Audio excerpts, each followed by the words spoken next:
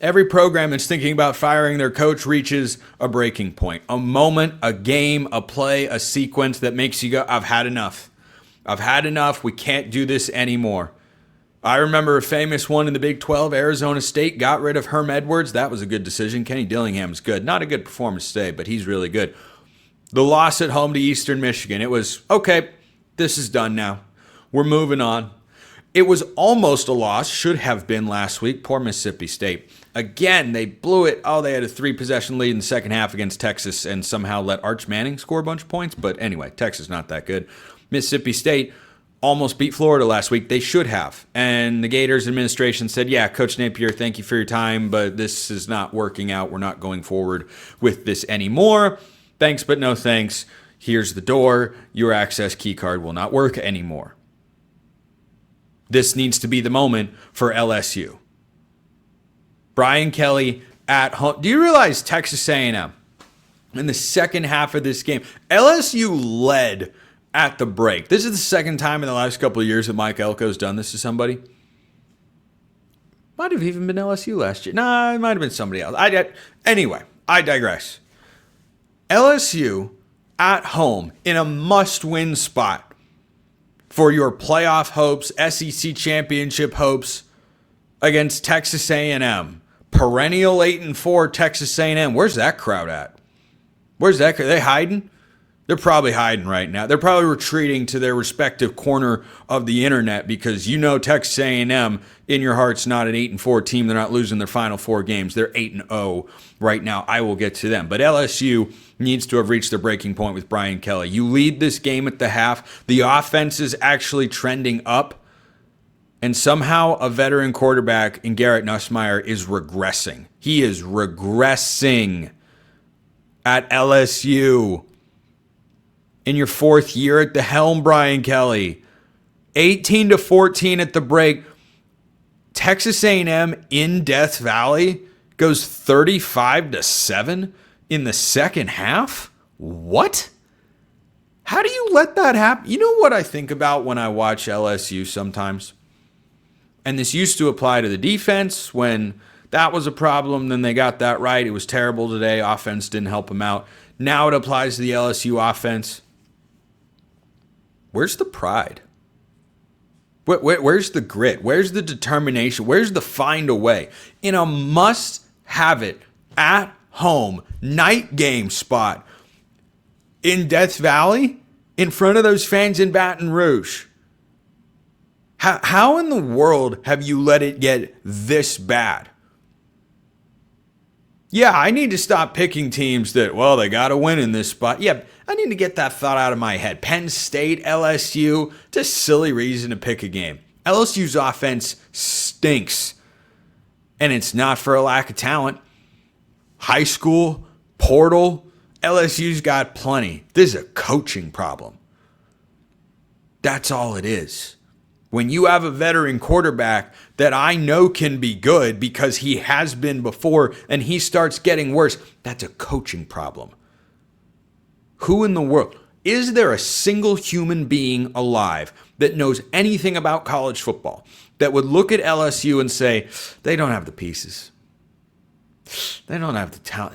They just need to get a couple more things right. No, that hasn't been the problem whatsoever. Like Billy Napier at Florida, you look around, watch the team and go, yeah, this is a talent, or this is not a talent problem.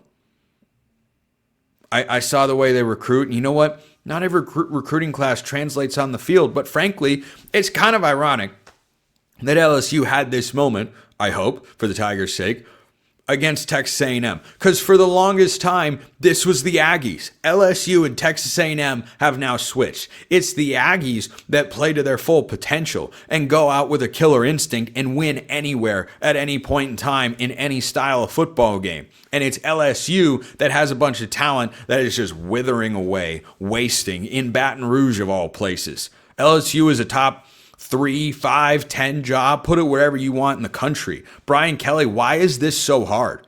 Why is this difficult? In year 4, year 1, maybe even year 2, I can give you a little bit of a pass. Years 3 and 4, you're going to miss the 12-team playoff again? Nope, that's not okay. Brian Kelly has to go. Does LSU have the money to do it? Because it's going to be expensive. They better find it. Because I don't see how you feel optimistic about the Tigers that they can lose on both sides of the ball. Ole Miss's defense is not particularly good. They struggled with it.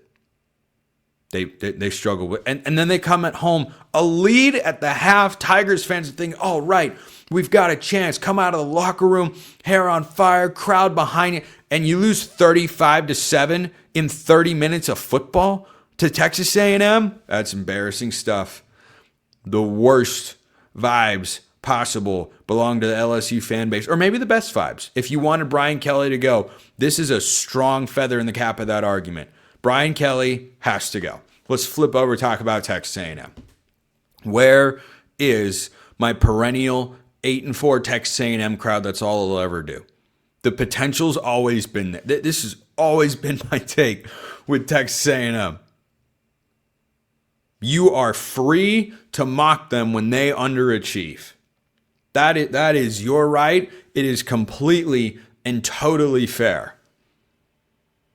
At the same time, you should be able to recognize, I wish every place invested like that, or at least my school did, whatever it is. Because every single institution should strive to have the institutional commitment to winning that Texas A&M does. A place that all you need is the right coach in place, and they've got it in Mike Elko.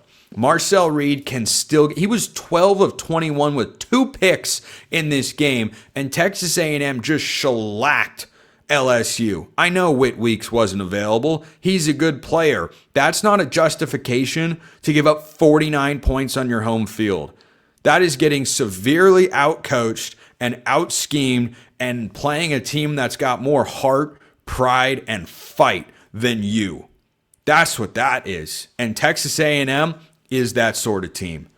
This is an Aggie squad that I don't know how they don't wind up in the SEC championship game. What can't they do? They play at Missouri next. Missouri's not bad. I don't think they're as good as Texas A&M. Then they play South Carolina, who I know is not as good as Texas A&M. They had their upset chance today. Couldn't get it done against Alabama. And then Samford. This is the last year we have to do that, so I won't complain about it too much. And then they play at Texas. That rivalry is going to be really fun. Texas is only going to look to play spoiler.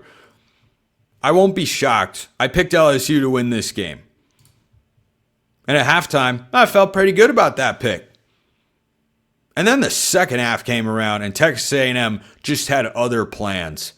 And when a team can kick it into gear like that against a team that I don't think is great, I just viewed this as an upset spot. I had LSU unranked coming into this game, but I picked Texas A&M to go 9-3 before the year. Watching them in my head, I went, oh, that's at least a 10-win team. That's at least a 10-win team. But I don't know if they're going 12-0. That's a really hard thing to do. I don't care what conference you are in. I viewed this as an upset spot. I was surprised the line was only 2.5. I thought it might be closer to 4 or 5, and guess what? Wouldn't have mattered. Nothing would have mattered in this spot. So Texas A&M is a national championship contender. You can't look at them any other way. If Georgia played like Texas A&M with this schedule, if Alabama did it, if Tennessee did it, that's how you'd view them. You have to look at Texas A&M that way, or else you're just not looking at them honestly.